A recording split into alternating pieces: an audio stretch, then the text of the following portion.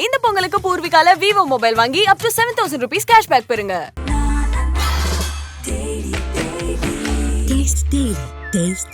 மூச்சு திணறல், மூச்சு இழைப்பு, குரட்டையால் அவதியா, நுரையீரலை ஆரோக்கியமானதாக்கி எளிதாக சுவாசித்திடுங்கள். தங்கம் 24x7 ஆஸ்துமா சிகிச்சை நாமக்கல் மற்றும் கான்பூர். அரசியல்ல வேற எந்த கட்சியிலும் இருக்கிற மாதிரி தெரியல. தமிழ்நாட்டுல மட்டும் இல்ல, இந்தியாவிலும் எல்லாம் இருக்கிற மாதிரி தெரியல. வெளிநாடுகள்லையும் இப்படி ஒரு பொறுப்பு இருக்கிற மாதிரி தெரியல. அப்படி ஒரு பொறுப்பு ஆதவ அர்ஜுனா அவர்களுக்காக உருவாக்கப்பட்டிருக்கிறதாக நான் எண்ணுகிறேன். விசிகாவுடைய கொள்கைகளும் தாவேகாவுடைய கொள்கையும் ஒன்று தான் சொல்றாரு. எப்படி ஒன்றா இருக்க முடியும்? விசிகாவும் தாவேகாவும் ஒன்றல்ல, நேர் எதிரானது. எங்களுக்கு திமுக ஆட்சியின் மீது விமர்சனம் இல்லாமல் இல்லை. நாங்கள் இந்த கூட்டணியில் வலிகளோடும் வேதனைகளோடும் தான் பயணிக்கிறோம், வலிகளையும் வேதனைகளையும் சுமந்து கொண்டு தான் பயணிக்கிறோம் என்று சொல்லியிருக்கிறார். அவர் பேசினது திமுக எதிராக பேசினாருங்க. ஆனா அவர் மீறினது எல்லாமே எங்க தலைவருடைய அறிவுரைங்க, தலைமையுடைய வழிகாட்டுதலை மதிக்கிற என்பதுதான் முதல் காரணம். அதற்காகத்தான் அதன் மீது ஒழுங்கு நடவடிக்கை. அங்க விஜய் பேசுறாருன்னா எங்க தலைவர் இழிவுபடுத்துறாருன்னு அர்த்தம். நிர்பந்தத்துக்கு பணிஞ்சிருக்காரு அப்படின்னு சொன்னா எங்கள் தலைவருடைய ஆளுமையை கொச்சைப்படுத்துகிறார். ஒரு கையில பகவத்கீதையும் இன்னொரு கையில இந்திய அரசியலமைப்பு சட்டத்தையும் சமமா பார்த்தாரு. இதுதான் குழப்பங்கிறது, இதுதான் கொள்கை புரிதலற்ற தன்மைங்கிறது. பகவத்கீதை என்பது சனாதனத்தினுடைய ஒரு நூல். அது கிங் டிவி நேயர்களுக்கு வணக்கம். இன்றைய நமது நிகழ்ச்சியின் சிறப்பு விருந்தினராக விசிகாவின் துணை பொதுச் செயலாளர்களுள் ஒருவரான ரஜினிகாந்த் நம்மோடு இணைந்திருக்கிறார். பேசலாம். வணக்கம் சார், எப்படி இருக்கீங்க? வணக்கம். ஓகே. தாவேகாவின் தேர்தல் பிரிவு மேலாண்மை பொதுச் செயலாளராக ஆதவ் அர்ஜுனா அவர்கள் நியமிக்கப்பட்டிருக்கிறார். நியமித்த அந்த பொறுப்பேற்ற கையோடு அதாவது தாவேகா அவருடைய தலைவர் சந்திப்பிற்கு பிறகு நேராக விசிகா தலைவர் தொல் திருமாவளவன் அவர்களை சந்திச்சு கிட்டத்தட்ட 30 நிமிஷங்களுக்கு மேலாக உரையாற்றி விட்டு ப்ரெஸ் மீட்டும் கொடுத்துட்டு போயிருக்கார். இதற்கு முன்பாக விசிகாவில் இருந்தபோது என்னெல்லாம் நடந்துச்சு, அவர் நீங்கள் நடவடிக்கை எடுத்தது, அதற்கு பிறகாக அவராக விலகியதற்கு பிறகு ஒரு 4-5 பேட்டிகள் கொடுத்தது அப்படின்னு எல்லாமே இப்போ தான் நடந்துச்சு. அதுக்கு அடுத்து இந்த விஷயம் நடந்திருக்கு. அவர் தாவேகாவில் இணைந்தது மகிழ்ச்சி, ஆனால் இங்கிருந்து போனது வருத்தம் அப்படிங்கிற ஒரு வார்த்தையும் தலைவர் அவர்கள் பேசியிருந்தார். அதில் நீங்கள் எப்படி பார்க்குறீங்க இந்த சந்திப்பு, இந்த நிகழ்வை எப்படி பார்க்குறீங்க? அதாவது நான் பல முறை சொல்வது உண்டு, இந்திய அரசியல் இன்னைக்கு இருக்கிற இந்திய அரசியல்வாதிகளில் தலைவர்களில் மிகவும் நாகரிகமான, எதிர்க்கட்சிகளை மதிக்கக்கூடிய, அதாவது கருத்தியலில் முரண்பட்டு நாங்கள் மிக தீவிரமாக நிற்கலாம், சமரசம் இல்லாமல் போராடலாம், அதெல்லாம் கொள்கை கோட்பாட்டோடு நாங்கள் உறுதியோடு இருப்பதோடு சம்பந்தப்பட்டது. அதே சமயத்தில் இன்னைக்கு பிஜேபி தலைவர்களை பார்த்தா கூட எங்கள் தலைவர் சிரிப்பார், கை கொடுப்பார், நல்லா இருக்கீங்கன்னா நலன் விசாரிப்பார். அதுக்காக ஒரு எதிர்க்கட்சி அல்லது கொள்கை வேறுபாடு கொண்டவர்கள் என்று முகத்தை திருப்பி கொண்டு போகிற மற்ற சராசரி அரசியல்வாதிகளைப் போல எங்கள் தலைவர் இல்லை. எங்கள் கட்சியில் ஆதவ அர்ஜுனா அவர்கள் இருந்தார்கள், துணை பொதுச்செயலாளர் இருந்தார், கட்சியினுடைய கட்டுப்பாட்டை மீறினார், தலைவருடைய அறிவுரையை மீறினார், நிலைப்பாட்டுக்கு எதிராக சில செயல்களில் ஈடுபட்டார். ஆகவே அவர் மீது ஒழுங்கு நடவடிக்கை எடுக்கப்பட்டது. 6 மாதம் அவர் இடைநீக்கம் செய்யப்பட்ட பிறகு அவர் மீண்டும் மீண்டும் தலைமைக்கு எதிராகவும் கட்சிக்கு எதிராகவும் கட்டுப்பாட்டுக்கு எதிராகவும் ஒரு செயல்பட்டதால் தலைவர் அப்போ கூட அவர் மீது நடவடிக்கை எடுக்கல. அப்புறம் அவரே விலகி போறேன்னு போயிட்டார். அதாவது தலைவர் அதை விலக்கலை, ஆதவ அர்ஜுனாவே தான் விலகிக்கிறேன்னு சொல்லிட்டாரு. காரணம் இவருடைய இந்த பேச்சுக்கள் இவர் உள்நோக்கத்தோடு இருக்கிறார் என்கிற ஒரு சந்தேகத்தை எழுப்புகிறத எங்கள் தலைவர் சொன்ன பிறகு இவர் வெளியில் போயிட்டார். வெளியில் போனவர் விஜய் கிட்ட போனார். எல்லாரும் எதிர்பார்த்த ஒன்று தான், நாங்கள்லாம் எதிர்பார்த்த ஒன்று தான். ஏன்னா விஜய் கிட்ட அவர் ரொம்ப நெருக்கமாக இருக்கார் அப்படிங்கிறதும். முதல்ல தற்காலிக நடவடிக்கை எடுக்கப்பட்டது, அதற்கு பிறகுதான் அவர் விலகினார். ஆமா, தற்காலிக நடவடிக்கை எடுக்கப்பட்டா என்ன? ஆமா, தற்காலிக நடவடிக்கை ஏன் எடுக்கிறாங்க? நீங்க பண்றது தப்பு, நீங்க விதிமுறைகளை மீறீங்க, தலைமைக்கு எதிராக செயல்படுறீங்க, தற்கால நடவடிக்கை. அப்போ அதை திருத்திக்கணும், அல்லது அதுக்கு விளக்கம் கொடுத்துட்டு நீங்க சேர்ந்து செயல்படலாம். ஆனா அதை விடவும் மோசமா நான் பேசுவேன் அப்படின்னு பேசினாரு. உங்களுக்கு தெரியும் அது. அப்படி பேசும் பொழுது எங்க தலைவர் நடவடிக்கை எடுக்கப்பட்டிருக்க இந்த சூழலில் அவர் அமைதி காப்பார் என்று எதிர்பார்த்தேன். இது அமைதி காக்கல. அவர் ஏதோ ஒரு நோக்கத்தோடு பேசுகிறார், வந்திருப்பாரோ என்று வந்து ஒரு எண்ணம் ஏற்படுதுன்னு சொன்ன உடனே வந்து விஜய் இவர் வந்து வெளில போயிட்டாரு. இப்போ வந்து விஜய் கூட போய் சேர்ந்திருக்காரு. எதெல்லாம் எதிர்பார்த்த ஒண்ணுதான். நாங்கெல்லாம் மேக்சிமம் விஜய் கூட போவார்னு நினைச்சோம், அதான் பண்ணியிருக்கிறாரு. அப்படி இருக்கும் பொழுது அவர் வந்து அங்க போயிட்டு ஒரு புதிய பதவி கிரியேட் பண்ணியிருக்காங்க. அரசியல்ல வேற எந்த கட்சியிலும் இருக்கிற மாதிரி தெரியல, தமிழ்நாட்டுல மட்டும் இல்ல, இந்தியாவிலும் இருக்கிற மாதிரி தெரியல, வெளிநாடுகள்லையும் இப்படி ஒரு பொறுப்பு இருக்கிற மாதிரி தெரியல. அப்படி ஒரு பொறுப்பு ஆதவ அர்ஜுனா அவர்களுக்காக உருவாக்கப்பட்டிருக்கிறதாக நான் எண்ணுகிறேன். அப்படி உருவாக்கப்பட்ட பொறுப்பை பெற்றுக்கொண்டு நான் பொதுச் செயலாளர் பாருங்கள் என்று கூட அவர் வந்து பெருமை கொள்ளலாம். மகிழ்ச்சி தான், ஒன்றும் பிரச்சனை இல்லை. எங்கள் தலைவர் வந்து சந்திச்சாரு. சொன்ன மாதிரி எங்கள் தலைவர் வந்து யாராக இருந்தாலும் எதிர்கட்சியோடைய நேர் கொள்கை முரணாக உள்ளவர்கள் தேடி வந்தால் கூட வந்து வாங்க உட்காருங்கன்னு சொல்றவர், என்னன்னு கேட்குறவர். இவர் வந்திருக்கிறார். அவர் வந்து சந்திக்க விருப்பம் தெரிவித்திருக்காரு, சந்திச்சிருக்காரு. இது மாதிரி நான் பொறுப்பு வாங்கியிருக்கேன்னு சொல்லியிருக்காரு, வாழ்த்து சொல்லியிருக்காரு. அவ்வளவுதான். பல விஷயங்கள் ஒரு 1/2 மணி நேரம் அது வந்து போய் சந்திச்சு பேசுறதுக்கு 1/2 மணி நேரம் ஆயிடும் இல்ல, அது வெளியில வர்றதுக்கு. அவர் தான் பேட்டி வேற கொடுத்தார் இல்லையா, அது ஒரு இயல்பானது தான். ஆனா வந்து என்னன்னா, எங்க தலைவர் வந்து இவர் தாவேகாவுக்கு சென்றதில் மகிழ்ச்சின்னா, இவர் வந்து என்னை வாழ்த்துங்கன்னு சொல்லும்போது மகிழ்ச்சின்னு தான் சொல்ல முடியும். அதே சமயத்துல வந்து ஒரு ஊடகவியாளர் கேள்வி கேட்கிறாங்க, இவர் வந்து இப்ப வெளியில போனது குறித்து உங்களுக்கு வருத்தம் இல்லையான்னு கேட்கும்போது நிச்சயமாக வந்து வருத்தம் தான் சொல்ல முடியும். காரணம் என்னன்னு கேட்டீங்கன்னா, எங்கள் தலைவர் ஆதவ அர்ஜுனா போன்ற துணை பொதுச்செயலாளர்கள் அல்ல, ஒரு சாதாரண அடிமட்ட தொண்டன் வெளியேறினா கூட வருத்தப்படுறவர் தான். ஏன்னா ஒரு சிறு வந்து என்ன சொல்றது, சிறு துரும்பும் பல்குத்த உதவுன்னு சொல்லுவாங்கல்ல, அது போல சிறு தனித்தனி நபர்கள் எல்லாம் ஒன்று சேர்ந்து தான் ஒரு கட்சி, ஒரு இயக்கம். அது வந்து ஒவ்வொரு தனிநபர்களையும் நாம் குறைத்து மதிப்பிட முடியாது. அப்படி இருக்கும்போது ஒரு துணை பொதுச்செயலாளர் இருந்தவர், இவர் கட்சி கட்டுப்பாட்டோடு தலைமைக்கு கட்டுப்பட்டு கட்சியினுடைய நன்மதிப்பு கெடாமல், கட்சியினுடைய வந்து தலைவருக்கு அவப்பெயர் எதுவும் ஏற்படுத்தி விடாமல் இவர் தொடர்ந்து செயல்பட்டு இருந்தால் மகிழ்ச்சி தானே. அப்படி செயல்படாமல் வெளியேறியது வருத்தம் தானே, அந்த வருத்தம் தான். சரி, ஓகே. அதோட நின்று இருந்தா பரவாயில்ல. ஒரு பிரஸ் மீட் கொடுத்திருந்தாங்க, அதுல விசிகாவும் தாவேகாவும் ஒன்றுதான் அப்படின்னு சொல்லியிருந்தாரு. விசிகாவும் தாவேகாவும் ஒன்றுதானா? ஆதவ அர்ஜுனுடைய கருத்து விசிகாவும் தாவேகாவும் ஒன்றல்ல, நேர் எதிரானது. காரணம் என்னன்னு கேட்டீங்கன்னா, அப்படி விசிகாவும் தாவேகாவும் ஒன்று நானும் பார்த்தேன். அதை விசிகாவுடைய கொள்கைகளும் தாவேகாவுடைய கொள்கையும் வந்து ஒண்ணுதான் சொல்றாரு. எப்படி ஒன்னா இருக்க முடியும்? ரெண்டுக்கும் வேற பெரிய வித்தியாசம் இல்லைன்னு வச்சுக்கலாமே. பெரிய வித்தியாசம் இருக்கு. நான் சொல்ல அந்த கருத்துல நீங்க இப்ப நான் சொன்னேன்ல, அந்த கருத்துக்கும் அது ரைட்டு. ஆனா இந்த ரெண்டு கட்சிக்கும் மிகப்பெரிய வித்தியாசம் இருக்கு. விஜய் வந்து தொடக்கத்துல பிறப்புக்கும் எல்லா உயிருக்கும் சொன்னாரு. அம்பேத்கரை, பெரியார அவர் வந்து தன்னுடைய கொள்கை வழிகாட்டி, காமராஜரை கொள்கை வழிகாட்டின்னு சொன்னாரு. நாங்கள் வரவேற்று, எங்கள் தலைவர் வரவேற்றார். ஆனா அதே சமயத்தில் மேடையில் என்ன பண்ணாரு, ஒரு கையில வந்து பகவத்கீதையும் இன்னொரு கையில வந்து இந்திய அரசியலமைப்பு சட்டத்தையும் சமமா பார்த்தாரு. இதுதான் வந்து குழப்பங்கிறது, இதுதான் கொள்கை புரிதலற்ற தன்மைங்கிறது. பகவத்கீதை என்பது சனாதனத்தினுடைய ஒரு நூல். அது பகவத்கீதை இதுல தான் இருக்குது. கிருஷ்ணர் வந்து சொல்றாரு, சதுர்வர்ணம் மயா சிஸ்டம் சொல்றாரு. 4 வர்ணங்களையும் நானே படைத்தேன்னு சொல்றாரு. என்ன 4 வர்ணங்கள்னா என்ன? பிறப்பின் அடிப்படையில் உயர்வு தாழ்வை கற்பிக்கிற ஒரு பிரம்மாவினுடைய முகத்தில் பிறந்தவன் பிராமணன், தோளில் பிறந்தவன் சத்திரியன், தொடையில் பிறந்தவன் வைசியன், பாதத்தில் பிறந்தவன் சூத்திரன் என்கிற இந்த 4 வருடம், அதான் சதுர்வர்ணம். 4 வருடம். மயா சிஸ்டம்னா நானே படைத்தேன். இப்ப இந்த பிறப்பின் அடிப்படையில் ஏற்றத்தாழ்வை நானே படைத்தேன் என்று கிருஷ்ணர் சொல்லுவது பகவத்கீதையில் இருக்கிறது. அந்த பகவத்கீதையை இந்தியா வந்து all are equal before law என்று சொல்லக்கூடிய இந்திய அரசியலமைப்பு சட்டத்துக்கு எதிராக நேராக சமமாக பார்ப்பது எவ்வளவு முரண்பாடு, எவ்வளவு விசிகாவுடைய பார்வைக்கு எதிரானது, விசிகாவுடைய கொள்கைக்கு எதிரானது. ஆகவே தாவேகாவுடைய கொள்கையும் விசிகாவுடைய கொள்கையும் முரணானது, எதிரானது. ஓகே, இருவரும் சேர்ந்து செய்தியாளர்களை சந்திக்கிறாங்க. அப்ப அவரு இப்படி ஒரு கருத்தை முன் வைக்கிறாரு, அங்க ஏன் மறுக்கலையே? அதுதான் நாகரிகம். நம்ம இடத்துக்கு ஒருத்தர் தேடி வந்திருக்காரு, அவரு புரிதல் இருந்து ஒண்ணு பேசுறாரு, ரைட்டு. அப்ப இப்ப நான் சொல்றேன்ல, என் கருத்தை தலைவர் மறுக்க மாட்டாரு. நீங்க போங்க, நீங்க கேளுங்க தலைவர்கிட்ட. ரஜினிகாந்த் இப்படி ஒரு கருத்து சொல்றாரு, நீங்க என்ன சொல்றீங்கன்னு கேளுங்களா. அப்ப வந்து தலைவர் பதில் சொல்லுவார். இப்ப எதுக்கு சொல்றேன்னா, நம்ம இடத்த தேடி வந்திருக்காரு, வாழ்த்து பெற வந்திருக்காரு.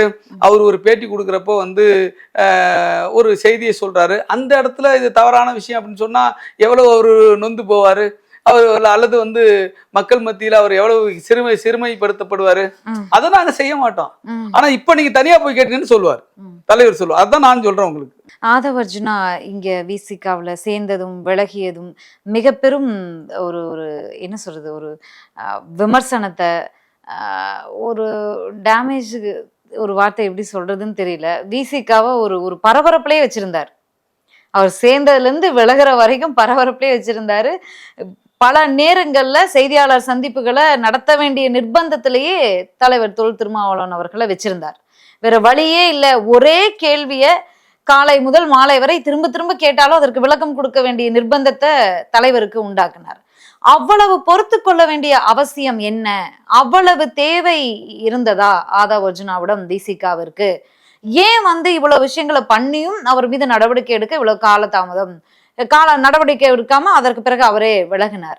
இந்த அமைதி ஏன், இந்த காலதாமதம் ஏன் அப்படின்னு பல்வேறு விமர்சனங்கள் வந்துச்சு. இல்ல, அமைதி இல்ல, காலதாமதம் இல்ல. நான் உங்களுக்கு வந்து இதே கேள்வியை நம்ம ஏற்கனவே பேசியிருக்கோம்னு நினைக்கிறேன். நீங்க வந்து அவர் வந்து 2023 வெல்லும் ஜனநாயக மாநாட்டில் தான் அவர் வந்து கலந்துக்கிறார். 2024 ஜனவரி 26 நடைபெற்ற வெல்லும் ஜனநாயக மாநாட்டில் தான் அவர் கட்சியிலே சேர்றாரு. கட்சியில் சேர்ந்த பிறகு கொஞ்ச காலம் வந்து பிரச்சனை இல்லை, அவர் கட்சி வேலைகளில் ஈடுபட்டார். அதன் பிறகு வந்து இப்படி ஒரு கருத்துக்களை வந்து பேச ஆரம்பித்தார். அதாவது என்ன சொன்னாக்கா, உதயநிதியை வந்து தாக்கி பேசினார், வாரிசு அரசியல் அப்படின்னு பேசினார். ரெண்டாவது 4 படத்துக்கு நடித்தவங்கெல்லாம் துணை முதலமைச்சராக வரலாமா அப்படின்லாம் கேட்டார். இது வந்து நாம் ஒரு அங்கம் வகிக்கிற ஒரு கூட்டணி கட்சிக்கு ஒரு நெருடலை ஏற்படுத்தக்கூடாது. அது அவங்க உள்கட்சி பிரச்சனை. நமக்கு அது பிடிக்குதோ பிடிக்கலைங்க, என்னுடைய தனிப்பட்ட கருத்து என்னவா இருக்கலாம். அவங்க கட்சியில் போய் முடிவு எடுக்கிற ஆளு நான் கிடையாது. நான் அப்படி அதெல்லாம் ஒத்துக்கிட்டேன்னா நான் திமுகவில் தான் இருக்கணும், நான் ஏன் விசிகாவில் இருக்கணும்? அதை வந்து நீங்கள் எதன் அடிப்படையில் வந்து நாம் வந்து ஒரு கூட்டணி உருவாக்குறோம், ஒரு கூட்டாக செயல்படுகிறோம் என்று சொன்னால் அது ஒரு பொது நோக்கம் இருக்கிறது. இப்ப என்ன பொது நோக்கம்? இந்த தமிழ்நாட்டில் இந்த பெரியார் மண்ணில் அயோத்திதாச பண்டிதர் வந்து கருத்துக்களை வந்து விதைத்து விட்டு சென்ற இந்த மண்ணில் பிளவுவாத சக்திகள், வகுப்புவாத சக்திகள், பிஜேபி, RSS போன்ற மக்களை பிளவுபடுத்தி அரசியல் ஆதாயம் பெறுகிற சமூக நீதிக்கு எதிரான இந்த சக்திகள் கால் கொண்டு விடக்கூடாது என்கிற அந்த புள்ளியில் தான் நாம் வந்து இந்தியா கூட்டணியிலும் அங்கம் வகிக்கிறோம், தமிழ்நாட்டில் மதசார்பற்ற முற்போக்கு கூட்டணியிலும் அங்கம் வகிக்கிறோம். அப்படி இருக்கும் பொழுது அந்த கூட்டணிக்கு தலைமை வகிக்கிற ஒரு கட்சியை திட்டமிட்டு வந்து டேமேஜ் பண்ணுவதோ, அவர்களை வந்து நேரடியாக தாக்குதல் தொடுப்பதும், அதோடைய கட்சியினுடைய முக்கிய தலைவர்கள் குறித்து தனிமையில் வந்து விமர்சிப்பதும் என்பது இந்த கட்சியினுடைய நிலைப்பாட்டுக்கு, இந்த வந்து கொள்கையினுடைய நிலைப்பாடு, அதாவது கட்சி தலைமையினுடைய நிலைப்பாட்டிற்கு நேர் எதிரானது. ஆகவே வந்து உடனடியாக அவர் ஆதவர்ஜுனா அழைக்கப்பட்டு கண்டிக்கப்பட்டார். அவருக்கு அறிவுரை வழங்கப்பட்டது. ஆதவர்ஜுனாவும் நான் சொன்ன கருத்து வந்து தவறான கருத்து, நான் உணர்ச்சி வேகத்தில் இதை பேசிவிட்டேன் என்று தலைவரிடத்தில் வருத்தம் தெரிவித்தார். இதை தலைவரே வந்து ஊடகங்களுக்கு தெரியப்படுத்தினார். இது நான் சொல்றது வந்து ரகசியம் இல்லை, தலைவரே வந்து ஊடகங்களுக்கு தெரியப்படுத்தினார். அப்புறம் இந்த ஏர் ஷோ நடந்தது, அதுக்கு சில கருத்துக்களை வந்து பேசினாரு. அது வந்து தலைவருக்கு அறிக்கையை, அதாவது கட்சியினுடைய கருத்து தலைவர் தான் சொல்லணும், அதுதான் முறை எல்லா கட்சியிலையும். இவர் வந்து ஒரு அறிக்கையை கொடுக்குறாரு. நாங்க ஒரு 11 துணை போய்ச்சா இருக்கிறோம், 11 அறிக்கையை கொடுத்தா நல்லா இருக்குமா? அது சரியா இருக்குமா? அவங்க விருப்பத்துக்கு அறிக்கை கொடுக்கலான் இருக்குமா? உங்க விருப்பம் என்னவாக இருக்கலாம், ஆனா தலைமைக்கு இந்த அறிக்கை, இந்த விமர்சனம் இது எல்லாம் வந்து ஏன்னா வந்து உங்க கட்சியை விமர்சிக்கல, கூட்டணி கட்சியை கூட்டணியில இருக்கக்கூடிய திமுக விமர்சிக்கிறாரு, திமுக ஆட்சியை விமர்சிக்கிறாரு, துணை முதலமைச்சர் விமர்சிக்கிறாரு கூட விட்டுறலாம். ஆனா உங்க கட்சியிலேயே பல்வேறு விமர்சனங்கள் ஆதவர்ஜுனா மீது வைக்கப்பட்ட போது துணை பொதுச் செயலாளர்கள் இன்னும் இருக்கக்கூடிய வன்னியரசு இன்னும் சிலர் எல்லாம் நீங்க எல்லாம் பேசும்போது அவர் என்ன சொல்றாரு அப்படின்னா, அவங்க எல்லாம் திமுக ஆதரவாளர்கள், அவங்கெல்லாம் திமுகவுக்காக தான் பேசுவாங்க, நான் வந்து விசிக துணை பொதுச் செயலாளரா பேசுறேன் அப்படிங்கிற மாதிரி கருத்துக்களையும் அவர் வச்சிருந்தார். அப்ப கட்சிக்குள்ளேயே இருக்கக்கூடிய தன் சகாக்களாக தானும் துணை பொதுச் செயலாளர், இன்னொரு துணை பொதுச் செயலாளர்கள், எம்எல்ஏ, MP போன்றவங்களை எல்லாம் இந்த மாதிரியான, அதாவது கட்சிக்கே துரோகம் பண்றாங்க அப்படிங்கிற மாதிரி விமர்சனத்தை வச்சும் அமைதியா தானே இருந்தீங்க. அதன் பிறகும் வந்து நீங்க வந்து சேர்த்துக்கிறீங்க, வாழ்த்து சொல்றீங்க, இல்ல வரவேற்கிறீங்க, 1/2 மணி நேரம் பேசுறீங்க அப்படின்னா உங்களுக்கு ஏதோ உள்நோக்கம் இருக்கிறது. திமுக கூட்டணியிலேயே இருந்து கொண்டு அவர் விஜய் தாவேக்காவுக்கு போய் சேர்றாங்க. 2026 பலமான கூட்டணி அமைப்பதற்காக எதிர்க்கட்சி தலைவர் எடப்பாடி பழனிசாமி அவர்கள் அவர் முயற்சி பண்ணிட்டு இருக்காரு. அதுலயும் இவருக்கு ஒரு பங்கு இருக்கு அப்படின்னு பார்க்கும்போது அப்ப இவங்களுக்கு வேற ஏதோ உள்நோக்கம் இருக்கு போல, அந்த உள்நோக்கத்துல திருமாவளவன் அவர்களும் இருக்கிறார் போலன்ற ஒரு பார்வை எழுமில்ல, விமர்சனம் எழுமில்ல. அதாவது நீண்ட ஒரு கேள்வி கேட்டிருக்கீங்க, அதை நான் நீண்ட ஒரு பதில் சொல்லிதான் ஆகணும். காரணம் என்னன்னா, நீங்க ஆரம்பத்துல என்ன கேட்டீங்கன்னா, அவர் திமுகவில் விமர்சிச்சாரு, அதனால அவர் வெளியேற்றப்பட்டார், அதை விடுங்கன்னு சொல்றீங்க. அதெல்லாம் அப்படியே இல்லை. அவர் திமுக விமர்சிச்சார் என்பதை விட எங்களுடைய நிலைப்பாட்டுக்கு எதிராக இருந்தார் தான் ரொம்ப முக்கியமானது. எங்கள் கட்சியினுடைய ஒன்றும் இல்லைங்க, ஒரு உதாரணம் உங்களுக்கு சொல்றேன். அவர் எப்படி தலைவருக்கும் தலைமைக்கும் கட்சிக்கும் நிலைப்பாட்டுக்கு எதிராக இருந்தாருன்னு சொல்றேன். எங்க கட்சிக்கு திமுகவுக்கு எதிராக இருந்தாரு, கூட்டணிக்கு அதை விடுங்க, எங்களுடைய கொள்கைக்கு எங்களுடைய நிலைப்பாட்டுக்கு கட்சி கட்டுப்பாட்டுக்கு கட்சி விதிமுறைக்கு தலைவருக்கு தலைவருடைய முடிவுகளுக்கு எதிராக இருந்தாரு. இதுதான் முக்கியம் நான் சொல்றேன், திருப்பி திருப்பி திருப்பி சொல்றேன். இப்ப நான் அதுக்கு ஒரே ஒரு உதாரணம் சொல்றேன். விஜயோடைய நூல் வெளியீட்டு விழா நடத்தினாங்க, ஆனந்த் விகடன் குழுமமும் இவங்களும் சேர்ந்து நடத்தினாங்க. விஓசி ஆதவர்ஜனோட விஓசி சேர்ந்து நடத்தினாங்க. அந்த நூல் வெளியீட்டு விழாவுக்கு நான் தலைவர்கிட்ட ஒரு பர்மிஷன் கேட்குறாரு, விஜயை வச்சு நடத்த போறேன்ட்டு. நீங்க நடத்துங்கன்னு சொல்லிட்டாங்க. கலந்துக்கிறதுக்கும் நீங்க போய் கலந்துங்கன்னு எங்க தலைவர் சொல்லிட்டாரு. அதோடு சேர்த்து ஒரு அறிவுரை சொல்றாரு. என்ன சொல்றாருன்னா, நீங்க அந்த நூல் வெளியீட்டு விழாவில் அரசியல் எதுவும் பேசாதீங்க, நூலை பற்றி பேசுங்க, அம்பேத்கரை குறித்து பேசுங்க. இப்ப இருக்கிற கரண்ட் பாலிடிக்ஸ் குறித்து எதங்க முரண்பாடான கருத்துக்களை, கட்சிக்கு முரண்பாடான கருத்துக்களை, விசிகா கட்சிக்கு முரண்பாடான கருத்துக்களை பேசாதீங்கன்னு சொல்லி அனுப்புறாரு. இவர் அங்க போய் என்ன பண்ணாரு? புத்தகத்தை பத்தி பேசினாரா அல்லது அம்பேத்கர் குறித்து பேசினாரா? என்ன பேசுங்கன்னு சொன்னாரோ அதை பேசல. எதை பேசக்கூடாதுன்னு சொல்லி அனுப்புனா அதை தான் பேசினார். இது எங்க தலைவருக்கு எதிரானதா இல்லையா? எங்க தலைவருடைய அறிவுரைக்கு எதிரானதா இல்லையா? தலைவருடைய நிலைப்பாட்டுக்கு எதிரானதா? தலைவருடைய நிலைப்பாடுனா கட்சி நிலைப்பாடு, தலைவருடைய அறிவுரைக்கு மீறுவதுன்னா கட்சியை மீறுவது, கட்சியுடைய விதியை மீறுவது, தலைமைக்கு கட்டுப்படாமல் இருப்பது. செஞ்சாரா இல்லையா? இது எங்க கட்சிக்கு எதிரானதா? அவர் அந்த கூட்டத்தில் திமுக எதிர்த்து பேசினார், அந்த திமுகவுக்கு எதிரானதா? நான் உங்கள்கிட்ட கேட்கிறேன். அவர் பேசினது திமுகவுக்கு எதிராக பேசினாருங்க. ஆனா அவர் மீறினது எல்லாமே எங்க தலைவருடைய அறிவுரைங்க. எங்க தலைவருடைய அறிவுரை மீறினாரு, கட்சியினுடைய நிலைப்பாட்டை மீறினாரு, தலைமையுடைய வழிகாட்டுதலை மதிக்கிற என்பதுதான் முதல் காரணம். அதற்காகத்தான் அதன் மீது ஒழுங்கு நடவடிக்கை. இதை நுணுக்கமா புரிஞ்சுக்கணும். இவர் அந்த மேடையில போய் கூட திமுகவை பத்தி பேசிட்டாருன்னு தான் நாங்க நடவடிக்கை எடுத்தோம் கிடையாது. நாங்க சொல்லி அனுப்புனதா அவர் மீறினாரு. அப்ப எங்களுக்கு எதிராக, தலைவருக்கு எதிராக, கட்சிக்கு எதிராக, கட்சி நிலைப்பாட்டுக்கு எதிராக, கட்டுப்பாட்டுக்கு எதிராக, விதிமுறைக்கு எதிராக, முழுக்க விசிகாவுக்கு எதிராக இருந்ததுனாலதான் நடவடிக்கை. ஓகே, இது உங்களோட பாயிண்ட் ஆஃப் வியூவா இருக்கு. ஆனா திருமாவளவன் அவர்களை விசிகா உறுப்பினர்கள், நிர்வாகிகள், தொண்டர்கள் அவர்களை தாண்டியும், விசிகாவில் உறுப்பினராக கூட இல்லாதவங்களை தாண்டிலும் தமிழ்நாட்டுல நிறைய பேருக்கு பிடிக்கும். குறிப்பா சோசியல் மீடியால எல்லாம் நிறைய எழுதுவாங்க. திருமாவளவன் அவர்கள் தலைவர், அதாவது விசிகா தலைவர் திருமாவளவன் அவர்களை பத்தி நிறைய விஷயங்கள் பாசிட்டிவா எழுதக்கூடியவங்க, விரும்பிகள், நலன் விரும்பிகள் இருப்பாங்க இல்லையா? அவங்களுடைய கருத்துக்களா என்னவா இருந்துச்சு அந்த அம்பேத்கர் நூல் வெளியீட்டு விழா மேடையின் போது அப்படின்னா 3 கருத்துக்கள் இருக்கு. அதுல முதல் கருத்தை சொல்றேன். தமிழ்நாட்டுல அம்பேத்கரியத்தை பேச, அம்பேத்கரை மேடை ஏற்ற, அம்பேத்கர் நூல் வெளியீட்டு விழாவை, அம்பேத்கர் நூல் வெளியிட நடத்த விஜயை விட திருமாவளவனுக்கு தகுதி இல்லாம போச்சா? விஜய்க்கு தகுதி இருக்கா? திருமாவளவன் அவர்களுக்கு தகுதி இருக்கா? இது வேறு யாராவது நடத்தியிருந்தா பரவாயில்ல. விசிகா துணை பொதுச் செயலாளர்கள் ஒருவராக இருக்கக்கூடிய அந்த விஓசி நிறுவனத்தின் தலைவரும் இணைந்து நடத்தக்கூடிய ஒரு நிகழ்வுல தன் தலைவரை மேடை ஏற்றாம இன்னொரு கட்சி, புது கட்சியினுடைய தலைவரை மேடை ஏற்ற வேண்டிய அவசியம் என்ன இருக்கு அப்படின்னு அங்கேயே கொந்தளிச்சாங்க. யாரோ ஒருவர் அப்படிங்கும்போது அங்கேயே ஒரு விஷயம் அடிபட்டுருச்சு. தலைமையை எந்த அளவுக்கு அவர் ஏற்றுக்கொண்டிருக்கிறார். தன் தலைவரை ஒரு மேடைன்னு வரும்போது என் தலைவரை ஏற்றுவனா இல்ல வேறு கட்சி தலைவரை ஏற்றுவனா, அங்கேயே முடிஞ்சு போச்சு. அதற்கு பிறகு விஜய் அவர்கள் பேசும்போது அம்பேத்கர் நூல் வெளியீட்டு விழாவுக்கு கூட கடந்து கொள்ள முடியாத அளவிற்கு அவரை கூட்டணி கட்சி வைத்திருக்கிறது அப்படின்னு சொல்லும்போது, திருமாவளவன் அப்படிங்கிற ஒரு தலைவருடைய ஆளுமை அப்படிங்கிற ஒரு விஷயத்தை விமர்சிக்கக்கூடிய ஒரு விஷயம் நடக்குது. மேடையில் அமைதியாக சிரிச்சு கொண்டு அமர்ந்திருக்கிறார். அங்கேயே விட்டு கொடுத்துட்டார் இல்லையா? தன் தலைவரை எங்கெங்க மேடை ஏற்ற முடியுமோ, எங்கெங்க கொண்டாட முடியுமோ அங்கே விட்டு விட்டார்.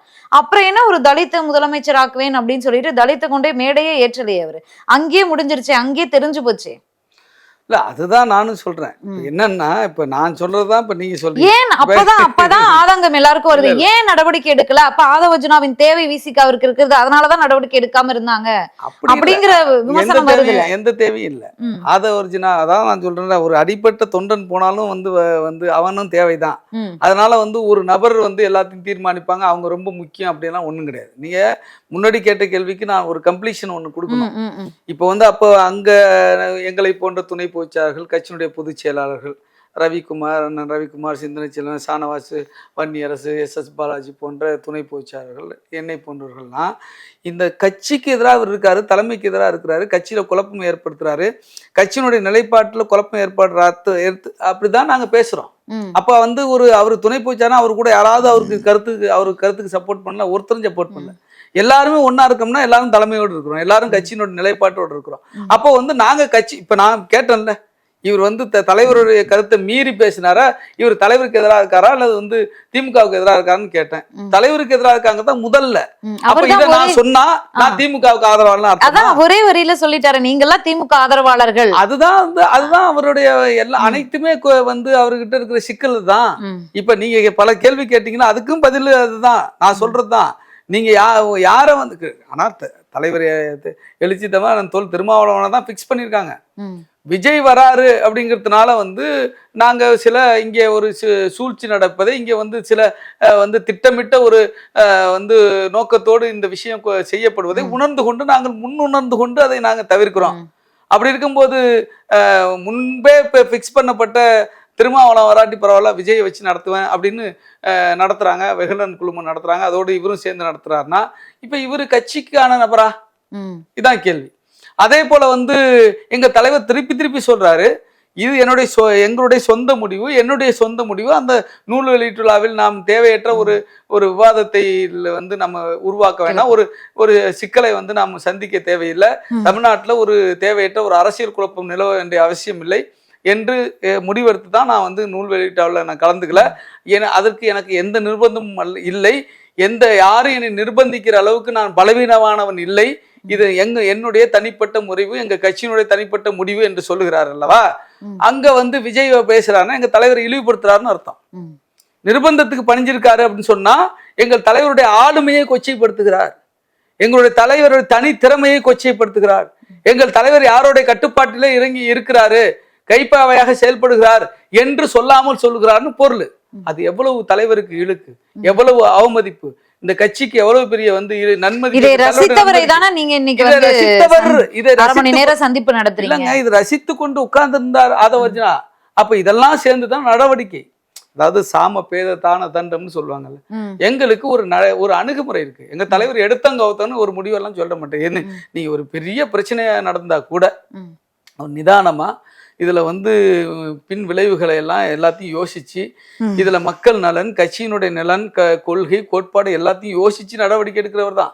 இப்ப எடுத்தவங்க எடுத்தா எந்த நடவடிக்கையுமே ஒரு கட்சியை நடத்த முடியாது. அது ஒரு மெச்சூர்டு லீடர்ஷிப்புக்கு அழகு கிடையாது. எங்க தலைவரை பொறுத்தவரை, எங்க கட்சியை பொறுத்தவரை ஒரு மெச்சூர்டு லீடர் அவர். நீங்க வந்து ஒரு மிகச்சிறந்த நீங்க சொன்னீங்கல்ல, கட்சியை கடந்து எல்லாரும் வருத்தப்பட்டாங்கன்னு சொன்னீங்கல்ல, அப்படிப்பட்ட ஒரு குட்வில்லை ஏர்ன் பண்ணியிருக்காரு, ஒரு ரெப்புடேஷனை வந்து ஏர்ன் பண்ணி வச்சிருக்காரு, ஒரு மிகப்பெரிய வந்து நன்மதிப்பை வந்து அரசியலில் பெற்றிருக்கிறார். அப்படி இருக்கும் பொழுது இப்போ வந்து ஆதவர்ஜுனா பேசினாரு என்பதற்காகவே உடனே அமைதியாலாம் இருந்தில்ல. அவர் படிப்படியாக வந்து அதற்கான எச்சரிக்கைகள் அவருக்கு கொடுக்கப்பட்டது, அறிவுரைகள் வழங்கப்பட்டது. தொடர்ந்து மீண்டும் மீண்டும் மீண்டும் மீறுகிற பொழுது இறுதியாக அவர் வந்து நடவடிக்கைக்கு உள்ளாக்கப்பட்டார். அதுவும் சஸ்பெண்ட் தான் செய்யப்பட்டார், நீக்கப்படவில்லை. அவர் சஸ்பெண்ட் செய்யப்பட்ட பிறகு அவர் வந்து பேசினதுனால அவர் வந்து தானாகவே விலக வேண்டிய சூழலுக்கு அவர் தள்ளப்பட்டார். அப்படி இருக்கும் பொழுது அப்படி இருந்த ஒரு நபர் தலைவரை வந்து சந்திக்கிறாருன்னா, தேடி வர்றாரு, நாடி வர்றாரு, வந்து உங்களை நான் சந்திக்கிறேன், வாழ்த்து வேணும்னு கேட்குறேன், போங்க. இப்போ நீங்கள் எங்கள் கட்சியில் அவர் வந்து துணை பொதுச்செயலாளராக இருந்தார், எங்கள் கட்சியில் துணை பொதுச்செயலாளர் ஆகிட்டு போய் திமுக தலைவர் முதலமைச்சர் மு க ஸ்டாலினை சந்தித்து வாழ்த்து பெற்றாரா இல்லையா? என் கட்சி ஒன்று திமுக இருக்கும்போது நீ எப்படி விசிகாவுக்கு போன, இங்கே வரக்கூடாதுன்னு சொன்னாரா? அப்படின்னு நான் சொல்லலையே. அதே போல நான் தான் சொல்றேன்னு, எதிர்கட்சிகளா இருந்தாலும் தேடி வந்தா வாங்கன்னு சொல்லுவாரு. ஆகவே அந்த அடிப்படை தான் ஒரு நாகரிகமா அவரை வந்து நாங்க வரவேற்றமே தவிர, எங்க தலைவர் சந்திச்சாரே தவிர, அதுல வேற ஒண்ணும் இல்ல. ஒரு நாகரிகம் தான் அதுல, வேற ஒண்ணும் கிடையாது. வேற எந்த ஒரு விஷயத்தையும் நீங்க அதுல பார்க்க வேண்டிய அவசியம் இல்ல. சரி, ஓகே. 2026 சட்டமன்ற தேர்தல் நடைபெற இருக்கிறது. இப்போ இந்த விவாதங்கள் எல்லாம் பேசக்கூடிய அரசியல் விமர்சகர்கள் நடக்கலாம், திமுக கூட்டணி உடையவும் வாய்ப்பு இருக்கிறது, விசிக அதிமுக தாவேகா கூட்டணி அமையவும் வாய்ப்பு இருக்கிறது, அப்படி ஒரு கூட்டணி அமைஞ்சா ஆட்சி மாற்றமே ஏற்படும், இதற்கெல்லாம் வாய்ப்பு இருக்கு, ஏன்னா திமுக கூட்டணியில பல்வேறு உரசல்கள் இருக்கு அப்படிங்கிற வாதத்தை நீங்களும் பார்த்திருப்பீங்க, பல விவாதங்கள்ல வைக்கிறாங்க, மெயின் ஸ்ட்ரீம் ஊடகங்கள்ல பார்த்திருப்பீங்க. என்ன வாய்ப்பு இருக்கு 2026ல இந்த கூட்டணி நீடிக்குமா நீடிக்காதா? அதாவது எங்க தலைவர் இந்த வேங்கவயல் பிரச்சனைக்கு பிறகு ஒரு கருத்தை வந்து ரொம்ப வெளிப்படையா சொல்லியிருக்காரு. அதுக்கு முன்னாடி சொல்லியிருக்காரு. இப்போ சமீபத்துல வந்து மறைந்த பழனி பாபா அவர்களுக்கான ஒரு நினைவேந்தல் கூட்டம் நடந்தது சென்னையில். அந்த கூட்டத்தில் கலந்துக்கும் போது திமுகவோடு நாங்கள் வந்து இணைந்து பயணிப்பது ஒரு லார்ஜர் இன்ட்ரெஸ்டில், அது வந்து ஒரு சமூக நீதிக்கான ஒரு தளத்தில் பயணிக்கணும், ஒரு வகுப்புவாத சக்திகளுக்கு இடம் கொடுத்து விடக்கூடாது, பிஜேபி ஆர்எஸ்எஸ் போன்ற வந்து மக்களை வந்து மக்கள் மத்தியில் வெறுப்புணர்வை தூண்டி அரசியல் ஆதாயம் தேடுகிற இந்த கும்பல்களுக்கு இடம் கொடுத்து விடக்கூடாது என்கிற ஒரு மக்கள் நலனை மையப்படுத்தி சமூக நீதி என்கிற அந்த அரசியல் புள்ளியில் நாங்கள் இணைந்து பயணிக்கிறோமே தவிர, எங்களுக்கு திமுக ஆட்சியின் மீது விமர்சனம் இல்லாமல் இல்லை. நாங்கள் இந்த கூட்டணியில் வலிகளோடும் வேதனைகளோடும் தான் பயணிக்கிறோம், வலிகளையும் வேதனைகளையும் சுமந்து கொண்டு தான் பயணிக்கிறோம் என்று சொல்லியிருக்கிறார். அதை நீங்கள் நல்லா புரிஞ்சுக்கணும். இப்போ இந்த வேங்கவயல் பிரச்சனையில கூட அந்த குற்றப்பத்திரிகை என்பது அநீதியான குற்றப்பத்திரிகை. இதை வந்து நிச்சயமாக நியாயம் தெரிந்த அல்லது நியாயமாக ஜனநாயக சக்திகள் ஒருபோதும் இந்த அரசின் செயல்பாட்டை, காவல்துறையின் செயல்பாட்டை ஏற்க மாட்டார்கள். நாங்களும் ஏற்கவில்லை. எங்கள் தலைவர் மிக கடுமையாக வந்து விமர்சனம் பண்ணியிருக்கார். தமிழ்நாட்டு அரசு காவல்துறை மீது நம்பிக்கை இல்லை என்று சொல்லியிருக்கிறார். சிபிஐ விசாரணை வேண்டும் என்று சொல்லியிருக்கிறார். இந்த காவல்துறை தாக்கல் செய்திருக்கிற குற்றப்பத்திரிகையை நிராகரிக்கிறோம் என்று சொல்லியிருக்கிறார். இதை நீதிமன்றம் ஏற்கக்கூடாது என்று சொல்லியிருக்கிறார். இந்த குற்றப்பத்திரிகையில் பெயர் குற்றவாளிகள் என்று பெயர் சொல்லப்பட்டிருக்கிற பாதிக்கப்பட்ட தலித் இளைஞர்களான முரளிராஜா, முத்துகிருஷ்ணன், சுதர்சன் உள்ளிட்ட 3 பேரையும் கைது செய்யக்கூடாது, இவர்கள் தான் குற்றவாளி என்று முடிவு செய்து குற்றப்பத்திரிகை தாக்கல் செய்யப்பட்ட பிறகும் கூட அந்த குற்றப்பத்திரிகையின் அடிப்படையில் நீங்கள் கைது செய்யக்கூடாது, கைது செய்தால் தமிழ்நாடு காவல்துறை கைது செய்தால் கடுமையான எதிர்விளைவுகளை சந்திக்க நேரிடும் என்று எச்சரிக்கை விடுத்திருக்கார். இந்த முரண்பாடுகள் எல்லாம் இருக்கத்தான் செய்கிறது. ஆகவே 2026 என்பது தேர்தல் எங்கேயோ இருக்கு. வந்து அந்த இப்போதைக்கு நாங்கள் இந்த மாதிரி முரண்பாடான விஷயங்களை வந்து மையப்படுத்தி ஒரு முடிவுகளை எடுக்க முடியாது. இதையும் தாண்டி மக்கள் நலன் என்று இருக்கிறது, இதையும் தாண்டி சமூக நீதி காப்பாற்றப்பட வேண்டும் என்பது இருக்கிறது, இதையும் தாண்டி இந்த மண்ணில் வகுப்புவாத சக்திகளுக்கு இடம் கொடுத்து விடக்கூடாது என்று இருக்கிறது. இதையெல்லாம் மையப்படுத்தி தேர்தல் நேரத்தில் உரிய முடிவு எடுக்கப்படும். இப்போதைக்கு திமுக கூட்டணி தான் நாங்கள் தொடர்கிறோம் என்பதை எங்கள் தலைவர் தொடர்ச்சியாக தெளிவுபடுத்தியிருக்கிறார். ஓகே, உங்களோட நேரத்துக்கு நன்றி, உங்களுடைய கருத்துக்களுக்கும் நன்றி. சந்திக்கலாம். இந்த பொங்கலுக்கு பூர்விகால விவோ மொபைல் வாங்கி up to 7,000 rupees cashback பெறுங்க.